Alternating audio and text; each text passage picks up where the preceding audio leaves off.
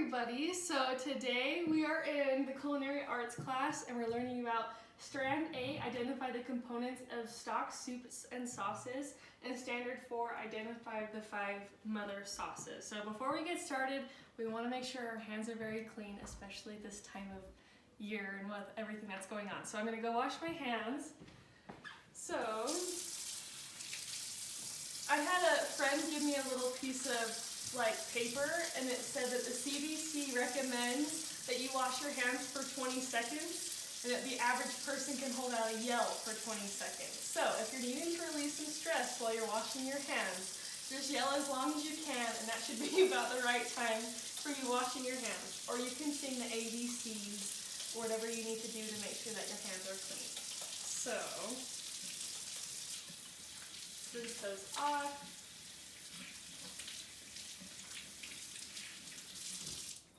Make sure that you just dry them really well. So we're gonna go over the 5 mother sauces and kind of their differences before we make a couple of them. So the 5 different sauces are bechamel, veloute, espagnole, tomato, and hollandaise, and they're all French, so I'm probably not saying them correctly, but that's okay. So the bechamel sauce has a white roux and a milk base, and I'm going to go over what a roux is, how to make it when we start making the sauces. We're going to make the bechamel and the tomato today. The second one is the veloute. It's got a white roux and a white stock. So a white stock is a vegetable stock, a chicken stock, a turkey stock, anything that's not dark in color. It's going to be more translucent. The espagnole is a brown roux, which again we'll go over, and a brown stock. So that means it's going to be beef stock, veal stock, anything that's darker than the white ones. The tomato is a little different. All it is tomatoes, and you're going to add some sort of fat or oil to those. And then the hollandaise sauce is probably the most different. Its only thickener is the egg yolks and the butter, and that's just the base of it, and then it adds other seasonings depending on what derivative sauce you're going for. But that's the hollandaise sauce. So you can see that 3 of them have a roux. And so I'm going to start off, I'm going to make a bechamel and kind of explain to you what a roux is and why it's important. So right now I've got my warm pan, just a saucepan, and a roux is just equal parts butter to flour. So right now I'm putting in 2 tablespoons of butter, and then I'm going to add 2 tablespoons of flour. So we're just going to melt that butter down, make sure it doesn't get too hot. So the thing that we're going to do is we're going to add the flour, and it's going to become kind of like a paste consistency, and this is going to be what thickens our sauce. So you don't want your sauce to be just liquid or anything like that. You want it to have some sort of thickness to it, so it holds on to whatever you're putting it on and everything like that. So I've got my butter all melted, and I'm just using a wooden spoon for this part, and my heat at about medium. And then I'm going to add my flour. So when you add your flour,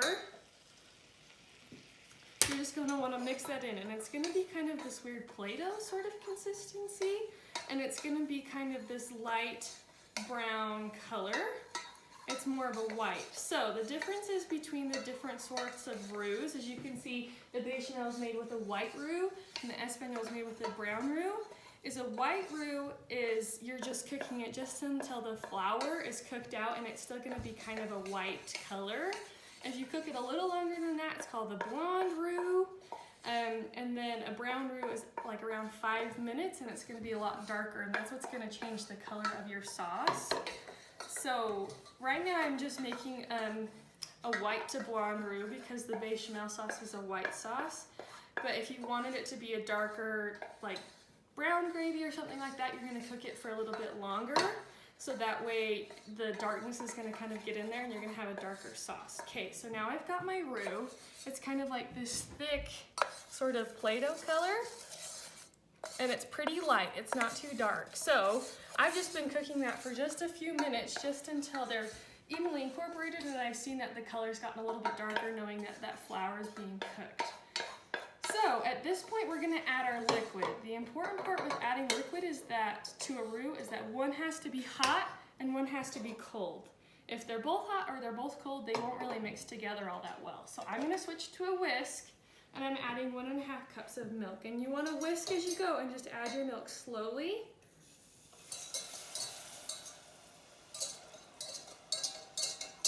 this way you don't get any clumps. If you add it all at once, then you're gonna get some clumps. So I'm just gonna add the rest of that milk, and you're just gonna let that simmer. So, as it's simmering, that roux is gonna just start to thicken out the sauce. As you can kind of see, once I've added the milk, it's still looking pretty liquidy. That's because they've not cooked together quite yet. So once you start to simmer it a little bit longer, and it'll start to kind of get those little bubbles, and it'll start to thicken back up, and you'll see why the roux is so important. So we're just gonna keep an eye on that and kind of let it simmer. I think a bechamel is great. This is just a base bechamel. There's not a whole lot to it. It's just the butter, flour, and the milk. But I really like cheese and seasoning because I think they're delicious. And so this is a bechamel sauce. There's lots of sauces that are like derivatives of this. And so I'm gonna make a Mornay sauce, which is basically a bechamel with seasonings and cheese, because cheese always makes things better. So right here I've got like a cup of Parmesan cheese, because I really like cheese, and Parmesan melts really well. So I'm just gonna add that in, and we're gonna mix that around. And as the cheese melts, it's gonna become, once you think it's completely melted, it'll be kind of stringy, like what you see on like a pizza commercial. But that's really hard to serve, because if it's all stringy, then it's hard to plate, and it's hard to separate into different servings. And so you want to make sure that if you do add cheese to your sauce, that you get it past the point of being stringy like a pizza commercial, and that way you know that the cheese is completely broken down and is evenly distributed throughout your sauce. So while that's kind of simmering and starting to melt that cheese, you can add a variety of different seasonings. It's totally up to you.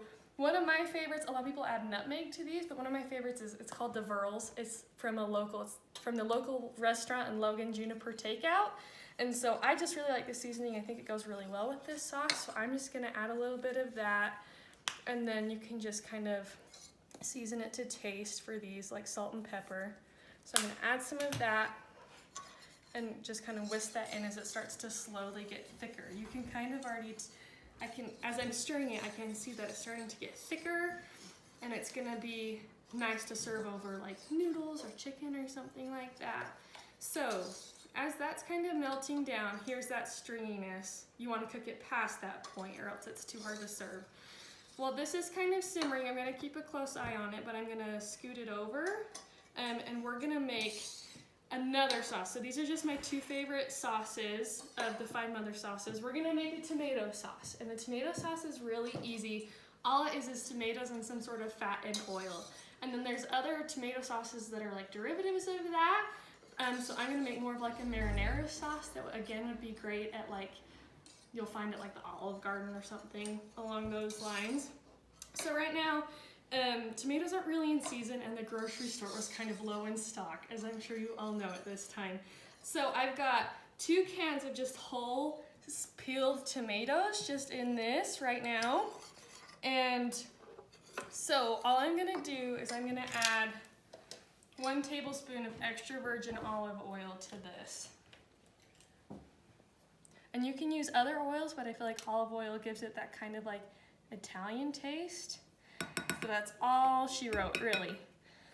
And then at this point, I'm going to blend it. And you can do lots of different ways to blend your tomato sauce, but I've got one of these fancy immersion blenders. I got it for a wedding gift, but a lot of people don't have these.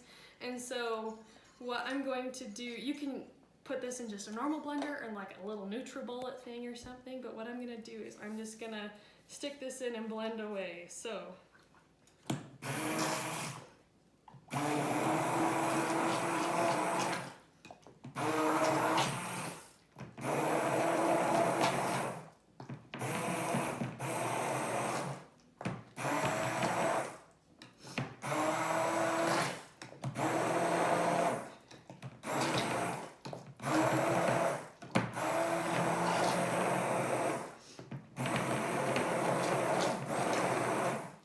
as you can see, this is kind of looking just like your average Alfredo sauce that you would get at a lot of different restaurants.